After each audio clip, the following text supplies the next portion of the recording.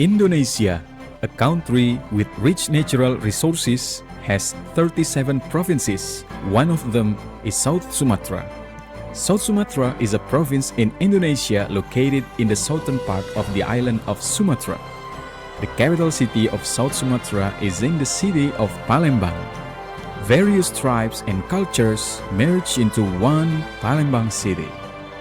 The progress of the city of Palembang supports and offers progress in the field of education, especially universities.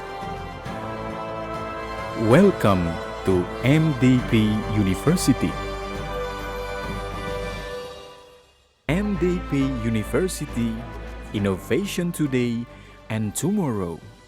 Halo semuanya, kami dari kelompok 4 hari ini akan melakukan analisis terhadap permasalahan sosial melalui diskusi dengan pengurus RT 11 di Kelurahan Dua Ilir. Pertama-tama perkenalkan, saya Ferry Felicia sebagai ketua. Saya Firdiansyah sebagai wakil ketua.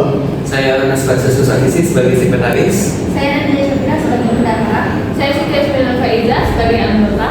Saya Syanggas Timothy sebagai pewawancara. Saya Rizky Kubaya sebagai anggota. Saya Nita Kohler sebagai pewawancara. Saya Marco Gatalim sebagai pewawancara. Saya Stefan Maiko sebagai anggota pewawancara. Baik, selamat menyaksikan.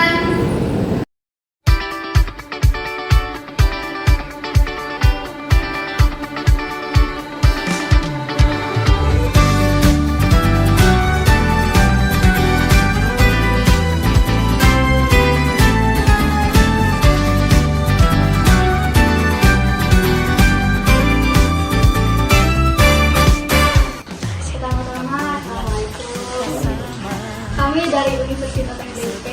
Pertama-tama kenalin, nama aku Feren. Jadi di sini kami mau tanya-tanya nih tentang gimana sih kami ada tugas untuk melakukan analisis mengenai permasalahan di lingkungan masyarakat. Nah, kami tuh pengen tahu apa sih masalah yang ada di RT 11 ini. Kalau ini kan RT 11. Iya. Kelurahan Dua Ilir. Alhamdulillah kalau masalah banjir itu nggak ada. Biasanya di lorong sebelah tuh memang ada ini air genangan. Oh, Cuman nggak terlalu lama, paling nanti ngalir lagi gitu. Apa upaya yang telah diupayakan oleh RT di sini untuk mengatasi permasalahan tersebut? Gotong royong mandiri namanya kan. Kalau di sini kan kelurahannya ada juga gotong royong, cuman memang tidak ke ibu karena nggak ada masalah banjir itu. Got juga apa namanya tuh parit nggak juga, nggak ada yang sama-sama. Berarti kalau ada permasalahan berhasil diatasi ya? Iya. Kalau permasalahan sosial kayak gitu semuanya aman ya? Aman, insya Allah aman. Kan sempat ada yang tawuran tuh di sini. Ada nggak upaya kayak gimana sih biar mereka nggak melakukan tawuran itu lagi di sini? Ya alhamdulillahnya warganya kompak. Begitu ada tawuran kami kan pada keluar ngatasin itu. Udah mungkin segitu aja pertanyaan dari kami hari ini, Bu. Terima kasih banyak. Sama-sama. Kami ada sedikit buah tangan dari kami. Boleh foto sebentar nggak nanti? Boleh. Kita foto bareng-bareng dulu ya. Semuanya ya? Iya. Oke, terima kasih ya.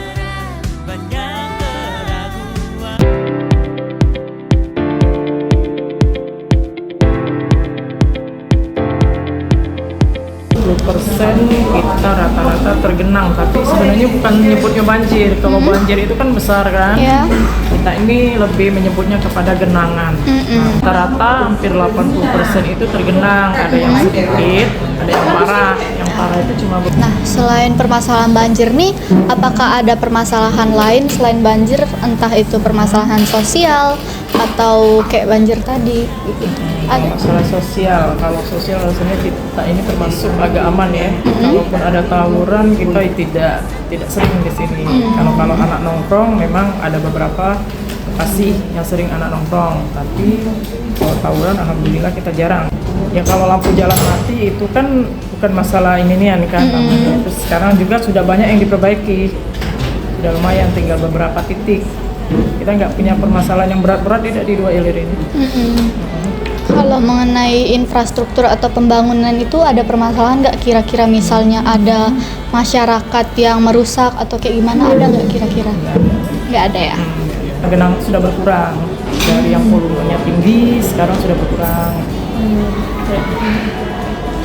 Kalau soal tadi kan sudah dilakukan penanganan terkait genangan-genangan itu. Nah, respon dari masyarakatnya itu gimana sih? Apakah masyarakatnya kooperatif untuk tetap menjaga jalanan atau gimana itu? Kalau responnya yang pasti kalau dari ketua RT-nya itu sangat membantu, sangat mendukung mereka itu. Kalau warga itu kan cuma ya kita atasin ini dia menikmatin, kalau sudah ini genangan ya sudah berharapnya memang genangan itu sekota Palembang ini hilang. Namun kan karena sudah ada ini mereka sudah bersyukur dengan keadaan itu. Mungkin segitu aja dari kami. Terima kasih Ibu karena udah meluangkan waktu hari ini. Kami ucapin terima kasih banyak sama kami. Assalamualaikum Ibu. Kenalin, kami dari Universitas MDP. Hari ini kami dapat tugas untuk melakukan analisis terhadap permasalahan yang ada di suatu kelurahan atau RT. Nah, di sini kami pengen tanya-tanya nih, apa sih masalah yang ada di RT 11 ini kira-kira? Pertama kayaknya banjir masih. Nah, terus namanya sampah tuh kadang anak-anak kan deket sekolah kan sampah buang sembarangan, jadi kan mampet aliran itu.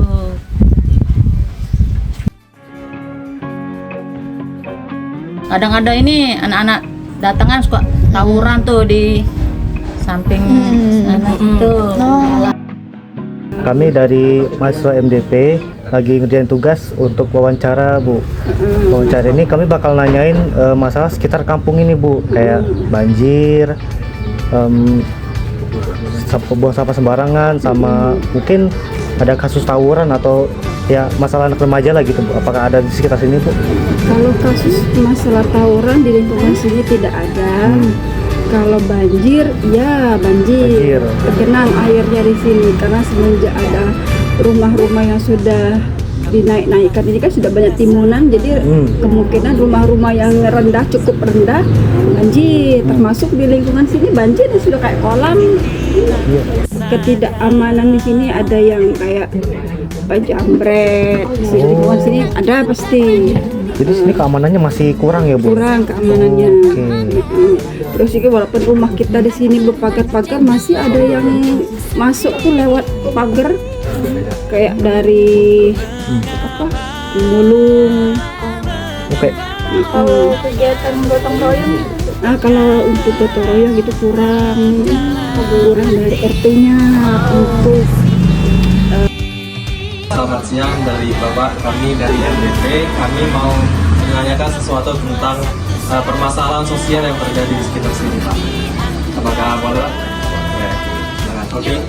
Yang pertama, Pak, kami mau nanya apakah di daerah RT ini ada permasalahan seperti banjir? Kalau masalah banjir memang ada banjir, tapi banjirnya sebentar kan, genangan air. Iya. Enggak ada cara penanggulangannya. Penanggulangannya ya kadang-kadang sama-sama di kampung dibersihkan. Tanya mau info-info dari ibu berapa? Kalau info-info dari Baik, selanjutnya kami akan membahas mengenai solusi yang kami dapat berdasarkan masalah-masalah yang ada di RT 11 Kelurahan 2 Ilir. Nah, sebelumnya kami telah melakukan wawancara ataupun survei kepada lurah, kemudian kepada RT dan juga kepada beberapa masyarakat, sehingga kami mendapatkan beberapa masalah yang akan kami temukan solusinya di sini. Oke, masyarakat RT 11 Kelurahan 2 Ilir menghadapi berbagai permasalahan sosial seperti maraknya jambret akibat minimnya penerangan jalan, kurangnya interaksi antar warga, masuknya tukang sampah tanpa izin, serta tidak meratanya bantuan sosial seperti PKH yang tidak tepat sasaran. Selain itu, keluhan warga sering tidak ditanggapi oleh pihak RT yang mengakibatkan menurunnya semangat gotong royong. Permasalahan ini menunjukkan perlunya komunikasi yang lebih baik antara warga dan pengurus RT serta tindakan nyata dari pemerintahan setempat. Selanjutnya, solusi yang kami sarankan untuk RT 11 yaitu yang pertama, pembentukan wadah komunikasi serta partisipasi warga yang harus aktif dengan interaksi warga dengan RT melalui pembentukan grup chat WhatsApp Dari sana mereka akan mudah untuk saling menyebarkan informasi penting serta memungkinkan warga untuk menyampaikan keluhan yang ada secara cepat dan efisien. Kemudian pertemuan musyawarah berkala yaitu mengadakan pertemuan masyarakat secara rutin akan mempererat hubungan antara ketua RT dan warga setempat. Dari sana mereka akan menyampaikan keluhan warga secara langsung dengan RT dan sekaligus mencari solusi yang paling tepat untuk menyelesaikan keluhan tersebut. Nah, menganalisis dari kondisi RT 11 yang menunjukkan minimnya fasilitas penerangan, ketiadaan siskamling yang terorganisir, dan tidak adanya pemasangan CCTV, kami juga menyarankan untuk apabila dana pemerintah terbatas, RT dapat menginisiasi penggalangan dana bisa melalui iuran bulanan, donasi atau kegiatan penggalangan dana lain sesuai dengan kesepakatan seluruh warga. Dana-dana yang terkumpul dapat dialokasikan untuk beberapa upaya peningkatan keamanan. Yang pertama itu mengaktifkan sistem keamanan lingkungan atau siskamling, di mana RT dapat menentukan lokasi yang rawan dan membangun pos ronda. Juga bisa menyusun jadwal ronda malam agar warga dapat bergiliran melakukan ronda malam tersebut.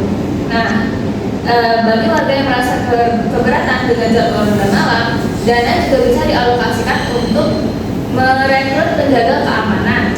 Selain itu juga dana juga dapat digunakan untuk membeli dan melakukan pemasangan lampu hemat energi bagi area-area yang kurang penerangan, dan dapat juga untuk memasang CCTV. Lalu ada solusi dari permasalahan yang kedua. Solusi yang pertama yaitu peningkatan akses bantuan pendidikan dan sosial lokal dengan cara persentase peningkatan jumlah keluarga yang menerima bantuan pendidikan atau solusi dari inisiatif lokal, misalnya program beasiswa dari RT atau RW. Lalu ada bantuan sembako komunitas. Lalu yang kedua ada optimalisasi distribusi PKH yang merata dan tepat sasaran. Penurunan persentase aduan ketidakmerataan atau ketidaktepatan sasaran PKH dari warga. Yang kedua juga ada persentase kesesuaian data penerimaan PKH yang terdaftar dengan hasil verifikasi langsung di lapangan. Yang ketiga, transparansi dan akses akuntabilitas dalam proses PKH. Tingkat kepuasan warga terkait proses konfirmasi pemutusan bantuan PKH. Yang kedua ada juga persentase penerimaan PKH yang mendapatkan pemberitahuan resmi dan jelas jika bantuan dihentikan.